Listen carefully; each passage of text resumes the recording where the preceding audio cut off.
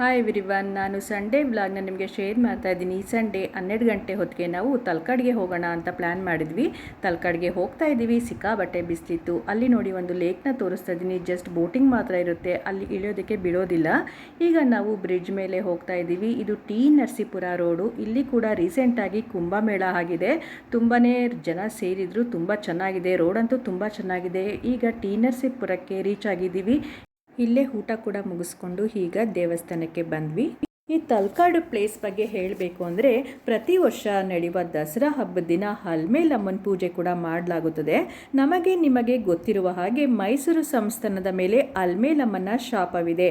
ಆ ಶಾಪ ಏನಂದರೆ ಮಾಲಂಗಿ ಮಡುವಾಗಿ ತಲಕಾಡು ಮರಳಾಗಿ ಮೈಸೂರಿನ ಅರಸರಿಗೆ ಮಕ್ಕಳಾಗದಿರಲಿ ಅಂತ ಶಾಪ ನೀಡಿ ಮಾಲಂಗಿ ಸಮೀಪ ಕಾವೇರಿ ನದಿಗೆ ಹಾರಿ ಪ್ರಾಣ ಬಿಡ್ತಾರೆ ಈ ಹಲ್ಮೇಲಮ್ಮ.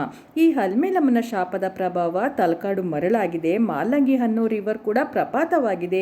ಮೈಸೂರಿನ ಅರಸರು ಕೂಡ ಈ ಶಾಪದಿಂದ ಇನ್ನೂ ಮುಕ್ತ ಆಗಿಲ್ಲ ಅಂತಲೇ ಹೇಳ್ಬೋದು.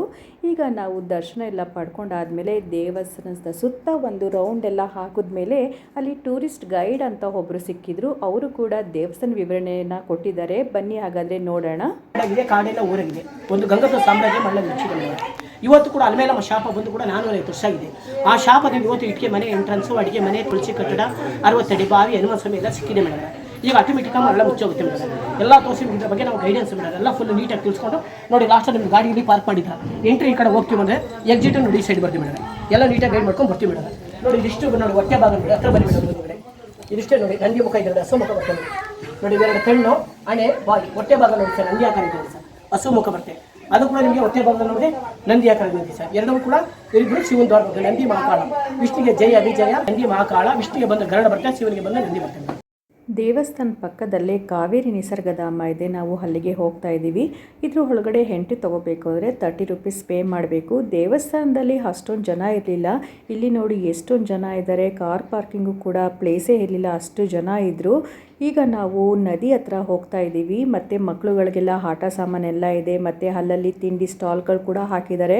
ಇಲ್ಲಿ ನೋಡಿ ಎಷ್ಟು ಜನ ಇದ್ದಾರೆ ಅಂತಂದರೆ ಕಾಲಿಡೋಕ್ಕೂ ಜಾಗ ಇರಲಿಲ್ಲ, ಅಷ್ಟು ಜನ ಇದ್ದರು.